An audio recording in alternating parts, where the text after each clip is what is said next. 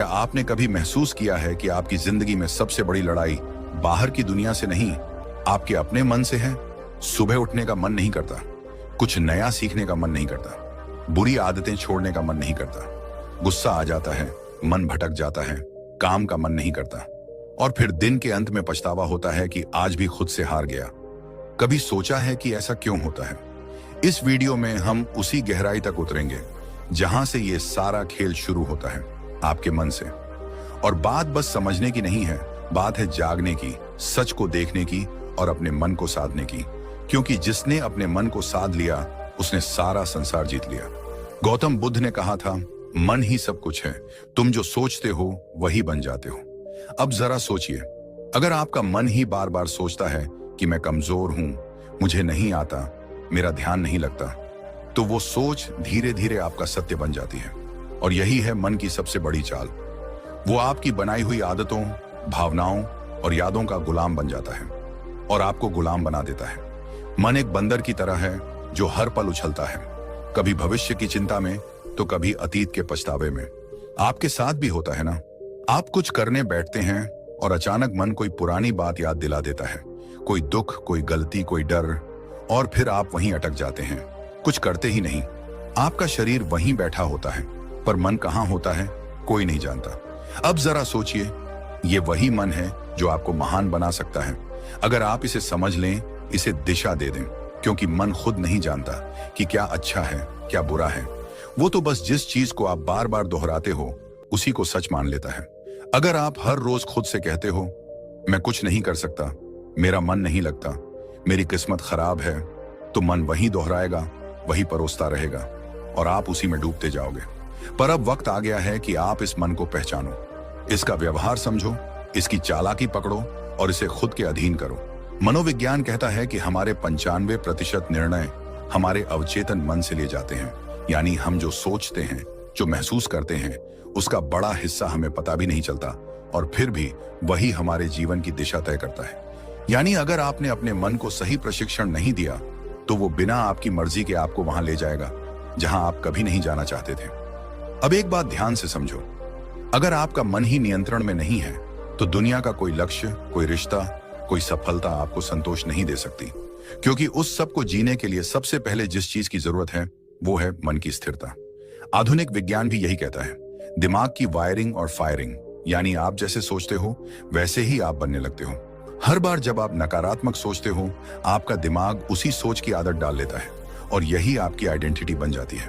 अब जरा रुकिए और सोचिए, क्या आप वाकई अपने मन के मालिक हैं या फिर आपका मन ही आपको चला रहा है? यही है वो सवाल जो इस वीडियो की शुरुआत है। क्योंकि जब तक आप इस सवाल का जवाब खुद नहीं ढूंढोगे, तब तक कोई बाहरी ज्ञान, कोई मोटिवेशन, कोई तरीका काम नहीं करेगा। इस वीडियो में हम आपके सामने वो रहस्य खोलने वाले हैं जिसके बाद आप जानोगे कि मन को जीतना क्या होता है और कैसे हर आम इंसान अपने मन की शक्ति को जागृत कर सकता है। और याद रखिए, मन को जीतना कोई एक दिन का काम नहीं है, ये एक अभ्यास है, एक यात्रा है, एक युद्ध है जो हर दिन लड़ा जाता है। लेकिन अगर आप इस युद्ध को समझ लें तो जीत पक्की है। अब हम उस बिंदु पर पहुंच चुके हैं जहां से असली सफर शुरू होगा। इस सफर में हम जानेंगे मन को कंट्रोल करने की 5 सबसे शक्तिशाली विधियां, जो न केवल आपके विचारों को बदलेंगी बल्कि आपके जीवन की दिशा ही मोड़ सकती हैं। तो बने रहिए इस वीडियो के साथ, क्योंकि अब जो आएगा वो सिर्फ जानकारी नहीं, जागृति है। पहली विधि, सकारात्मक आत्मवार्ता, पॉजिटिव सेल्फ टॉक। क्या आपने कभी अपने आप से कहा है, मुझसे नहीं होगा? स्विंगल, मैं हमेशा गलती करता हूं। जेरेनियम, मेरे बस की बात नहीं है। अगर हां, तो आज इस वीडियो को पूरा देखना आपके जीवन की दिशा को बदल सकता है। क्योंकि जिस व्यक्ति से आप सबसे ज्यादा बातें करते हैं वो कोई और नहीं, आप खुद हैं। और यही बातचीत आपके भविष्य की दिशा तय करती है। हमारा मन जो सोचता है वही हम बनते हैं। ये बात सिर्फ कोई मोटिवेशनल डायलॉग नहीं है, ये विज्ञान भी कहता है और ब्रह्मज्ञान भी। मन को कंट्रोल करने की पहली शक्तिशाली विधि है सकारात्मक आत्मवार्ता, यानी अपने आप से सकारात्मक बातें करना। ये कोई मामूली आदत नहीं, ये आपकी आत्मा से सीधा संवाद है। जब हम रोज खुद को नकारात्मक बातें कहते हैं, जैसे मैं कमजोर हूं, मेरे साथ ही ऐसा क्यों होता है, मुझे कुछ नहीं आता, तो हमारा अवचेतन मन, सबकॉन्शियस माइंड उन बातों को सच मानने लगता है। फिर वही बातें हमारी आदत बन जाती हैं, हमारी सोच बन जाती है और धीरे धीरे हमारा भविष्य भी वैसा ही बनने लगता है। मनोविज्ञान कहता है कि हमारा अवचेतन मन हर उस बात को रिकॉर्ड करता है जो हम खुद से बार बार कहते हैं। इसलिए अगर आप खुद से बार बार बोलते हैं मैं हार जाऊंगा, तो आपकी सोच हारने वाली बन जाएगी। और अगर आप खुद से रोज बोलें मैं कर सकता हूं, मैं सीख सकता हूं, मुझे खुद पर विश्वास है, तो आपका दिमाग उसी दिशा में काम करने लगेगा, सफलता की दिशा में। इस आत्मवार्ता का असर केवल आपके आत्मविश्वास पर ही नहीं पड़ता, बल्कि ये आपके शरीर की ऊर्जा, आपके फैसले और आपकी दृष्टि तक को प्रभावित करता है। गौतम बुद्ध ने कहा था, मन ही सब कुछ है, जैसा तुम सोचते हो वैसे ही बन जाते हो। उनकी ये बात आज के विज्ञान से भी मेल खाती है। पॉजिटिव सेल्फ टॉक हमारे न्यूरॉन्स को नए रास्ते बनाने पर मजबूर करती है। यानी जब आप बार बार खुद से अच्छा बोलते हैं तो आपका दिमाग नई संभावनाओं के लिए खुलने लगता है। अब सवाल उठता है, यह सकारात्मक आत्मवार्ता करनी कैसे है? सबसे पहले, हर सुबह उठते ही अपने आप से एक बात जरूर कहिए, मैं आज पहले से बेहतर हूं और हर दिन आगे बढ़ रहा हूं। ये छोटे छोटे वाक्य आपके दिन की दिशा तय करते हैं। दूसरा, जब भी कोई काम मुश्किल लगे तो खुद से ये मत कहो कि मुझसे नहीं होगा, बल्कि कहो ये चुनौती है और मैं इसे सीखने का मौका मानता हूं। इस सोच से आपका डर छंटने लगता है। तीसरा, अगर आप किसी गलती को लेकर खुद को कोसते हो तो उसी समय खुद से कहो, मैं सीखने वाला हूं, गलती मेरी पहचान नहीं है। ये आत्म स्वीकृति आपके मन को बोझ से मुक्त करती है। दुनिया में कोई भी सफलता तब तक नहीं आती जब तक आप खुद पर विश्वास करना नहीं सीखते, और यह विश्वास तब पैदा होता है जब आप खुद से बात करना शुरू करते हैं, सकारात्मक ढंग से। अब यहां एक बात और समझना बेहद जरूरी है। सकारात्मक आत्मवार्ता का मतलब ये नहीं कि आप हर हाल में खुद से झूठ बोलें, बल्कि इसका अर्थ है अपने अंदर की सच्चाई को देखना, समझना और उसे उन्नत दिशा में मोड़ना। अगर आप किसी कमजोरी को पहचानते हैं तो खुद से कहिए, हाँ ये मेरी कमी है, लेकिन मैं इसे सुधार सकता हूं। बस यही सोच आपको हर दिन एक नए स्तर पर ले जाएगी। इस आदत को अपनाने के लिए आप एक छोटा सा अभ्यास कर सकते हैं। रोज रात को सोने से पहले अपने आप से 3 सकारात्मक बातें बोलिए, जैसे आज मैंने खुद पर काम किया, मैं आगे बढ़ रहा हूं, मुझे खुद से प्यार है। ये बातें छोटी लगती हैं, लेकिन यही छोटी बातें आपके अंदर की जंग को जीतने में मदद करती हैं। बुद्ध कहते हैं, खुशी हमारे अपने विचारों पर निर्भर करती है। तो अगर आपके विचार आपके खुद के बारे में नकारात्मक होंगे तो आपके जीवन का हर कोना दुखी लगेगा। लेकिन अगर आप अपने अंदर सकारात्मक ऊर्जा भरते हो तो मुश्किलें भी साधारण लगने लगती हैं। अब ध्यान दीजिए, यह तो सिर्फ पहली विधि थी, मन को नियंत्रित करने की शुरुआत। इस यात्रा में आगे और भी गहराई है, और अब हम प्रवेश करेंगे दूसरी विधि में, जो आपके मन को स्थिरता और गहराई प्रदान करेगी, ताकि आप न केवल सोचें सकारात्मक, बल्कि महसूस करें आत्मिक शक्ति। दूसरी विधि, लक्ष्य निर्धारण, गोल सेटिंग। क्या आपने कभी सोचा है कि मन भटकता क्यों है? क्यों हम अक्सर एक काम शुरू तो करते हैं लेकिन बीच में ही छोड़ देते हैं? क्यों हमारा मन कभी अतीत की यादों में उलझा रहता है तो कभी भविष्य की चिंता में खोया रहता है? इसके पीछे एक गहरी वजह है, अस्पष्टता।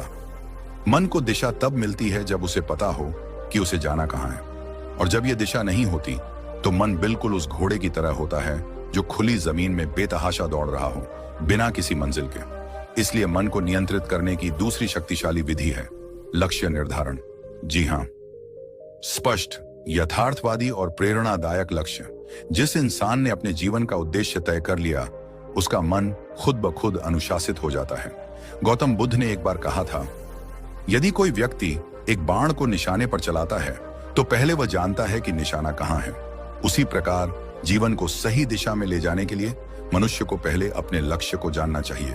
यह बात सिर्फ बौद्ध दर्शन में नहीं, बल्कि आधुनिक मनोविज्ञान में भी साफ साफ कही जाती है। मनोवैज्ञानिक कहते हैं कि जब आप स्पष्ट लक्ष्य बनाते हैं तो आपका मस्तिष्क एक केंद्र बिंदु ढूंढ लेता है। यह केंद्र बिंदु दिमाग को एक ही दिशा में सोचने, योजना बनाने और मेहनत करने के लिए प्रेरित करता है। जिस तरह से जीपीएस लोकेशन डाले बिना रास्ता नहीं दिखाता, उसी तरह लक्ष्य के बिना आपका मन आपको कहीं नहीं ले जाएगा, या फिर किसी ऐसी जगह पहुंचा देगा जहां आप कभी जाना ही नहीं चाहते थे। यहां पर एक महत्वपूर्ण तथ्य आता है, रेटिकुलर एक्टिवेटिंग सिस्टम, RIS, ये हमारे मस्तिष्क का एक खास सिस्टम होता है जो हमें सिर्फ उन्हीं चीजों पर ध्यान देने देता है जो हमारे लक्ष्य से जुड़ी होती हैं।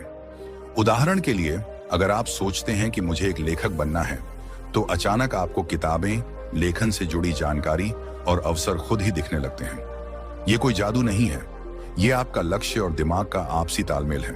अब सवाल ये है, लक्ष्य कैसा होना चाहिए? कई बार लोग बहुत बड़े बड़े लक्ष्य बना लेते हैं, लेकिन वो इतने धुंधले और अनियोजित होते हैं कि दिमाग उन्हें समझ ही नहीं पाता। इसलिए पहला कदम है अपने लक्ष्य को स्पष्ट और यथार्थवादी बनाना। उदाहरण के लिए, अगर आप कहते हैं मुझे सफल बनना है, तो यह बहुत ही धुंधला लक्ष्य है। लेकिन अगर आप कहते हैं मुझे अगले 6 महीनों में एक किताब लिखनी है, या मुझे 1 साल में एक छोटा बिजनेस शुरू करना है, तो आपका दिमाग उस लक्ष्य को पकड़ पाता है। यहां एक और बात समझना जरूरी है, लक्ष्य केवल मस्तिष्क को दिशा ही नहीं देता, बल्कि भावनात्मक ऊर्जा भी प्रदान करता है। जब हम एक लक्ष्य बनाते हैं और उसे पाने की कल्पना करते हैं, तो हमारे दिमाग में डोपामिन नामक रसायन रिलीज होता है। यह रसायन हमें खुशी, प्रेरणा और एक सकारात्मक ऊर्जा देता है। यानी लक्ष्य केवल मन को रोकता नहीं, बल्कि उसे चलने की सही प्रेरणा भी देता है। अब एक और सवाल उठता है, क्या एक लक्ष्य ही काफी है? तो इसका उत्तर है नहीं। लक्ष्य का विभाजन होना चाहिए, दीर्घकालिक लॉन्ग टर्म, मध्यकालिक मिड टर्म और लघुकालिक शॉर्ट टर्म। क्योंकि जब हम एक बहुत दूर का लक्ष्य बनाते हैं और उसके बीच कोई पड़ाव नहीं रखते, तो हमारा मन थक जाता है और कहता है अभी तो बहुत दूर है, फिर कभी शुरू करेंगे। इसलिए छोटे छोटे पड़ाव होना जरूरी है, ताकि मन को हर पड़ाव पर एक संतुष्टि और प्रगति की भावना मिलती रहे। आप जब एक लक्ष्य तय करते हैं और उस पर काम करना शुरू करते हैं, तो आपका मन विकर्षणों को खुद ही ठुकराने लगता है। जैसे ही आपका ध्यान भटकता है, दिमाग आपको याद दिलाता है हमारा लक्ष्य अभी अधूरा है, और यहीं से शुरू होता है मन पर नियंत्रण।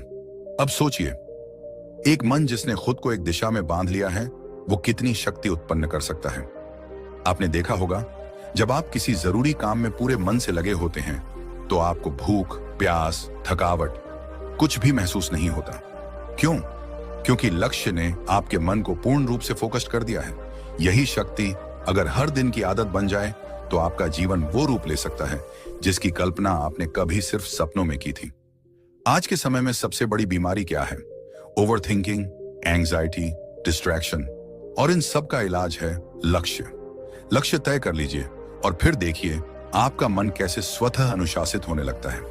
वो हर चीज जो आपका समय बर्बाद कर रही है, वो बेकार लगने लगेगी। मन बार बार आपको खींचकर आपके लक्ष्य की तरफ ले जाएगा।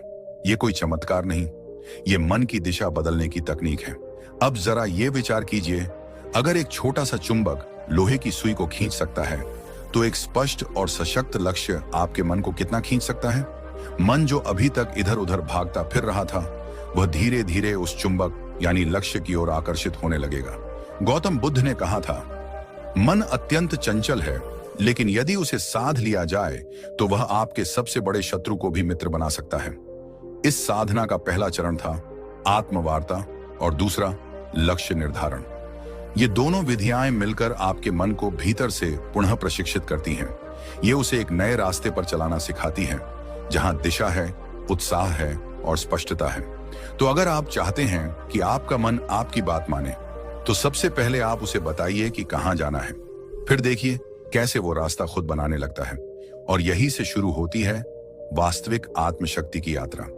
दोस्तों, क्या आप जानते हैं कि हमारा मन सबसे अधिक बेचैन तब होता है जब हमारे पास समय की कोई योजना नहीं होती, जब हम हर काम को टालते जाते हैं, जब दिन रात सिर्फ भाग दौड़ बनकर रह जाते हैं, लेकिन फिर भी मन शांति को नहीं छू पाता।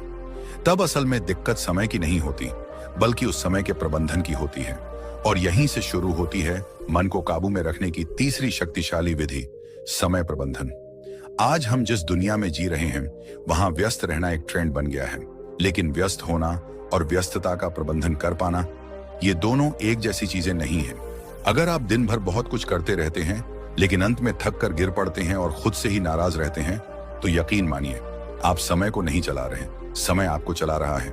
और जब समय हमें चलाने लगे, तो मन खुद ब खुद बेचैन, चिंतित और थका हुआ महसूस करता है।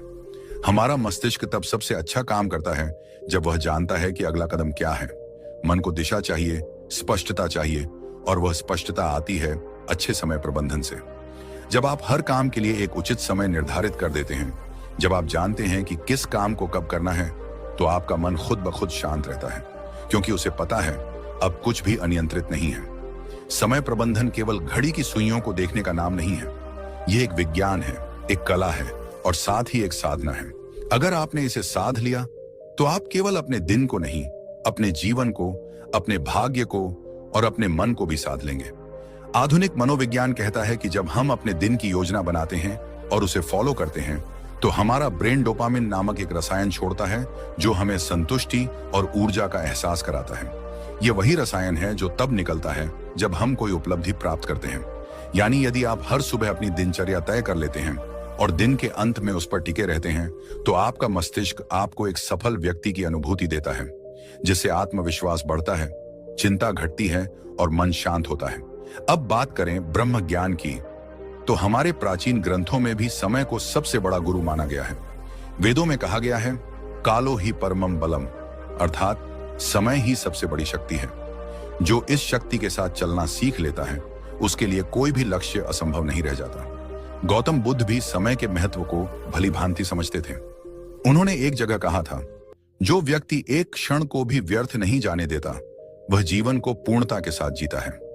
बुद्ध के अनुसार जीवन की सच्ची शांति तभी संभव है जब हम हर क्षण में जागरूक रहें, हर पल का उपयोग करें।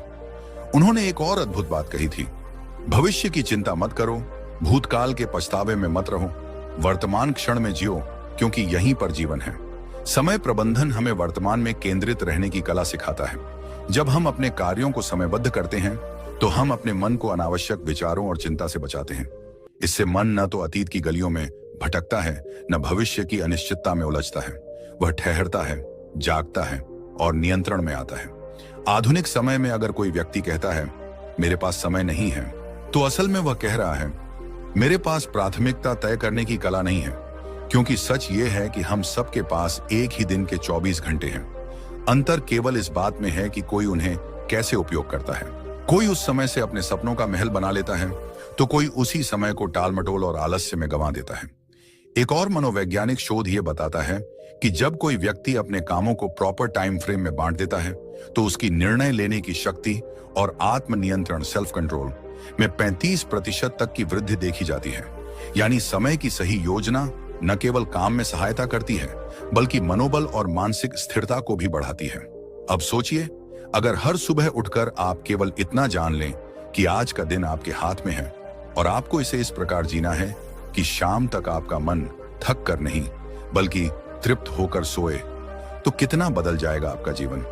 आप स्वयं अनुभव करेंगे कि मन अब उतना बेकाबू नहीं है, विचारों का शोर कम हो रहा है और एक गहरी स्पष्टता जन्म ले रही है। समय का सही प्रबंधन एक तरह से अपने आप से किया गया सबसे सुंदर वादा है कि मैं अपने जीवन को अनमोल मानता हूं और इसे यूं ही व्यर्थ नहीं जाने दूंगा। और जब यह भाव मन में दृढ़ हो जाता है, तब मन भी उसी अनुरूप काम करता है, वह आपके नियंत्रण में आने लगता है। तो यदि आप अपने मन को नियंत्रित करना चाहते हैं, शांत और स्थिर बनाना चाहते हैं, तो अपनी दिनचर्या को पुनः रचिए, हर घंटे का हिसाब रखिए और सबसे जरूरी, हर पल को पूरी जागरूकता और गहराई से जीने की आदत डालिए। जब मन देखेगा कि आप समय का सम्मान कर रहे हैं, तो वह भी आपको सम्मान देगा। दोस्तों, क्या आप जानते हैं, हम सबके भीतर एक ऐसी शक्ति है जो अगर जाग जाए तो न कोई डर टिक सकता है, न कोई चिंता, न कोई भ्रम। लेकिन अफसोस की बात यह है कि आज की भाग दौड़ भरी जिंदगी में हम उस शक्ति से बिल्कुल कट चुके हैं। मन एक भटकती हुई हवा बन गया है, कभी अतीत के पछतावे में उलझा हुआ, तो कभी भविष्य की चिंता में डूबा हुआ। और यही सबसे बड़ा कारण है मानसिक अशांति का, नींद ना आने का, अकेलेपन का और आत्मविश्वास की कमी का। आज हम बात करने जा रहे हैं ध्यान की, यानी मेडिटेशन की। ये सिर्फ कोई साधना नहीं, ये कोई ट्रेंड नहीं, ये कोई वेस्टर्न तकनीक नहीं, बल्कि ये हमारी ही आत्मा का द्वार है, जिससे होकर हम अपने भीतर के सच्चे स्वरूप तक पहुंच सकते हैं। हर दिन कुछ ही मिनट का ध्यान आपके पूरे जीवन की दिशा बदल सकता है। और यह कोई अतिशयोक्ति नहीं है, यह विज्ञान भी मान चुका है और ब्रह्म ज्ञान भी बार बार इसी बात की पुष्टि करता है। जब आप ध्यान करते हैं, तो सबसे पहले जो होता है वो यह कि आपका मन स्थिर होता है। वह मन जो अभी तक बंदर की तरह इधर उधर कूद रहा था, वह शांत हो जाता है। और जब मन शांत होता है, तभी तो आप अपने विचारों को स्पष्ट देख सकते हैं। यह क्लैरिटी ऑफ थॉट्स ही आपकी हर समस्या का हल है। क्योंकि समस्या से ज्यादा परेशान करने वाला तो भ्रम होता है, और भ्रम तब टूटता है जब विचारों में स्पष्टता आती है। आज मनोवैज्ञानिक भी कहते हैं कि जब कोई व्यक्ति रोज 10 से 15 मिनट ध्यान करता है तो उसका एमिगडाला, जो हमारे मस्तिष्क का वह हिस्सा है जो डर और चिंता को नियंत्रित करता है, वो छोटा होने लगता है, और इससे व्यक्ति का इमोशनल रिस्पॉन्स सुधरने लगता है। मतलब यह कि जो बात पहले आपको बहुत जल्दी गुस्सा दिला देती थी, वही बात अब शायद आपको हंसी में टालने की शक्ति दे दे। जो पहले आपकी नींद छीन लेती थी, वही अब आपको गहरी नींद में डुबा दे। ध्यान कोई दिखावा नहीं है, ये एक आंतरिक प्रक्रिया है, और यह तभी फल देती है जब आप इसे श्रद्धा और नियमितता से करते हैं। जैसे शरीर के लिए व्यायाम जरूरी है, वैसे ही मन के लिए ध्यान एक आवश्यकता है। ये कोई विकल्प नहीं, बल्कि मानसिक स्वच्छता का मूल आधार है। अब जरा एक पल रुकिए और अपने भीतर झांकिए, बिना किसी आवाज के, बिना किसी शब्द के, बस खुद के साथ कुछ पल बिताने की कोशिश कीजिए। क्या आप जानते हैं कि जब आप गहराई से ध्यान में जाते हैं तो आप न सिर्फ अपने विचारों को समझने लगते हैं, बल्कि आप यह भी महसूस करने लगते हैं कि आप वो विचार नहीं हैं। आप तो वो देखने वाला है जो हर विचार को आते जाते देख रहा है। गौतम बुद्ध ने ध्यान को जीवन का मूल बताया। उन्होंने कहा, ध्यान ही एकमात्र रास्ता है जिससे तुम अपने भीतर की आग को बुझा सकते हो। उन्होंने वर्षों तक मौन साधना की, अपने विचारों को परखा, और उसी गहराई से उन्होंने संसार को बताया कि मनुष्य का दुख किसी बाहरी कारण से नहीं होता, बल्कि उसके मन की अस्थिरता ही उसका सबसे बड़ा शत्रु है, और इस शत्रु को हराने का एकमात्र रास्ता ध्यान है। बुद्ध के अनुसार ध्यान तुम्हें साक्षी बनाता है, और जब तुम साक्षी हो जाते हो, तब तुम अपने डर को भी, अपने क्रोध को भी, अपनी व्यथा को भी बाहर से देख सकते हो। और यही दूरी ही तो है मुक्ति की शुरुआत। आज जितना समय हम बाहरी चीजों पर खर्च कर देते हैं, मोबाइल स्क्रोलिंग, टीवी देखना या बेवजह की बातचीत, अगर उसी में से हम सिर्फ 15 मिनट अपने लिए, अपने मन के लिए दे दें, तो सोचिए हमारा जीवन कितना बदल सकता है। ध्यान करने के लिए किसी विशेष स्थान या किसी विशेष पद्धति की आवश्यकता नहीं, बस शांति हो, एक कोना हो, और हो थोड़ी सी इच्छा खुद को समझने की, खुद से मिलने की। आप चाहे तो आंखें बंद करें, अपनी सांसों पर ध्यान दें, चाहे तो ओम का उच्चारण करें, चाहे तो सिर्फ मौन रहें। तरीका कोई भी हो सकता है, लेकिन परिणाम हमेशा एक ही मिलेगा, शांति, गहराई और भीतर की शक्ति। ध्यान हमें सिखाता है कि शांति बाहर नहीं, भीतर है। ध्यान हमें सिखाता है कि समाधान कोई और नहीं देगा, हमें खुद ही खोजना होगा। ध्यान हमें सिखाता है कि जब तक तुम अपने मन पर नियंत्रण नहीं करते, तब तक कोई भी चीज तुम्हें पूरी तरह संतुष्टि नहीं दे सकती, न दौलत, न रिश्ते, न सफलता। और अंत में एक बात जो सबसे जरूरी है, ध्यान कोई एक बार का प्रयोग नहीं है, यह एक निरंतर यात्रा है। जैसे जैसे आप इस यात्रा में आगे बढ़ेंगे, वैसे वैसे आप खुद को उस रूप में जानने लगेंगे जो आप वास्तव में हैं। आप पाएंगे कि आप सिर्फ एक शरीर नहीं, एक नाम नहीं, एक पहचान नहीं, बल्कि आप शुद्ध चेतना हैं, शुद्ध शक्ति हैं। और जब यह बोध हो जाता है, तब मन पर नियंत्रण कोई कठिन कार्य नहीं लगता। तब चिंता मिट जाती है, तब डर भाग जाता है, तब भीतर से आवाज आती है, अब तुम मुक्त हैं। और ठीक यहीं से हमारी अगली विधि की शुरुआत होती है, जो इस शुद्ध चेतना को और अधिक गहराई से पहचानने की ओर हमें ले जाएगी। जब जीवन की आपाधापी हमें थका देती है, जब विचारों का शोर इतना बढ़ जाता है कि अपने ही मन की आवाज सुनना मुश्किल हो जाता है, तब हम अक्सर मानसिक शांति की तलाश में भटकते हैं। हर कोई यही सोचता है, कैसे अपने मन को काबू में लाया जाए, कैसे इस बेचैनी से बाहर निकला जाए, कैसे अपने जीवन को फिर से संतुलित किया जाए। आज हम बात कर रहे हैं उसी खोज के अंतिम पड़ाव की, मन को कंट्रोल करने की 5 शक्तिशाली विधियों में से 5वीं विधि की, जो दिखने में सरल है लेकिन इसके पीछे छुपी है अनंत शक्ति। यह विधि है शारीरिक व्यायाम, यानी रेगुलर फिजिकल एक्सरसाइज। अब आप सोचेंगे कि इसमें ऐसा क्या खास है, क्या वाकई शारीरिक व्यायाम से मन शांत हो सकता है? तो चलिए आज हम इस पर गहराई से बात करते हैं, सिर्फ शब्दों से नहीं, बल्कि विज्ञान, प्राचीन ज्ञान और अनुभव से जुड़े तथ्यों के आधार पर। सबसे पहले यह समझिए कि हमारे मन और शरीर का रिश्ता कितना गहरा है। जब शरीर में कोई बदलाव होता है तो उसका सीधा असर मन पर पड़ता है, और जब मन में कुछ चलता है तो शरीर भी उसका असर झेलता है। इसीलिए अगर आप अपने मन को नियंत्रित करना चाहते हैं तो शरीर को अनदेखा नहीं कर सकते। आधुनिक विज्ञान कहता है कि जब हम व्यायाम करते हैं, चाहे वो तेज चलना हो, योग हो, दौड़ना हो या कोई खेल, तो हमारा मस्तिष्क एंडोर्फिन्स नामक रसायन छोड़ता है, जिसे फील गुड हॉर्मोन्स कहा जाता है। यह वही रसायन है जो हमें सुकून देता है, तनाव को कम करता है और मन को स्थिर करता है। यही कारण है कि जो लोग रोजाना व्यायाम करते हैं वे मानसिक रूप से ज्यादा स्थिर, शांत और सकारात्मक बने रहते हैं। अब अगर हम प्राचीन ब्रह्म ज्ञान की ओर देखें तो वेदों और उपनिषदों में भी कहा गया है, शरीर माध्यम खलु धर्म साधनम, अर्थात यह शरीर ही धर्म पालन का पहला साधन है। जब शरीर स्वस्थ होगा तभी मन भी अनुशासित होगा और जीवन का लक्ष्य प्राप्त कर पाना संभव होगा। गौतम बुद्ध के जीवन में भी इसका विशेष महत्व देखने को मिलता है। बुद्ध ने अपने शिष्यों को केवल ध्यान और उपदेश ही नहीं दिए, बल्कि उन्हें नियमित रूप से चलने, शरीर को सक्रिय रखने और अपने शरीर के साथ अपने मन का भी ध्यान रखने की शिक्षा दी। जीवन में मध्य मार्ग अपनाओ, ये बुद्ध का सबसे बड़ा संदेश था। न तो शरीर को इतना थकाओ कि वह टूट जाए और न ही उसे इतना आराम दो कि वह जड़ हो जाए। संतुलन ही असली साधना है। ध्यान दीजिए, जब आप थके हुए होते हैं, तनाव में होते हैं या क्रोध में होते हैं तो आपका शरीर कैसा हो जाता है? आपकी सांसें तेज चलने लगती हैं, मांसपेशियां कस जाती हैं, नींद उड़ जाती है और पेट में गड़बड़ी होने लगती है। यह सब शरीर के अंदर का संकेत है कि मन ठीक नहीं चल रहा। लेकिन जैसे ही आप व्यायाम करते हैं, श्वास गहरी होती है, शरीर में ऊर्जा दौड़ती है, नींद सुधरती है और मन हल्का लगने लगता है। इसका एक और गहरा पक्ष है जो बहुत कम लोग समझते हैं। जब आप व्यायाम करते हैं तो आप अपने शरीर से जुड़ते हैं। उस क्षण आप वर्तमान में होते हैं, अभी और यही है being in the present moment, जो कि ध्यान का सबसे मूल सिद्धांत है।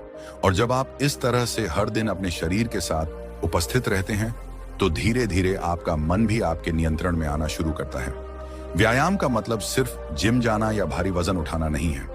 यह तो आपकी दिनचर्या का एक हिस्सा बन सकता है, जैसे सुबह की सैर, सूर्य नमस्कार, प्राचीन योगासनों का अभ्यास या यहाँ तक कि खेतों में काम करना भी एक तरह का व्यायाम है। सवाल यह नहीं है कि आप क्या करते हैं, सवाल यह है कि आप कितनी नियमितता से करते हैं और कितनी श्रद्धा से करते हैं। और एक बात हमेशा याद रखें, जब आप अपने शरीर को रोज सुधारते हैं तो आप अनजाने में अपने मन को भी एक नई मन को नियंत्रित करना कोई एक दिन का काम नहीं है।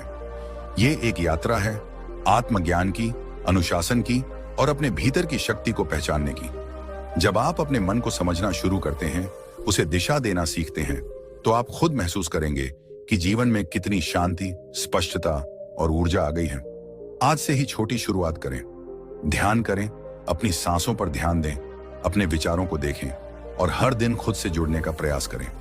एक दिन, 2 दिन, एक हफ्ता और धीरे धीरे आप अपने भीतर के उस मौन को महसूस करेंगे जो अब तक बाहर की दुनिया के शोर में खो गया था। और याद रखिए, मन पर विजय ही जीवन की सबसे बड़ी जीत होती है। अगर आपको यह वीडियो पसंद आया हो, अगर आपको इससे कुछ सीखने को मिला हो, अगर इन बातों ने आपके मन को छुआ हो, तो कृपया इस वीडियो को लाइक करें, अपने दोस्त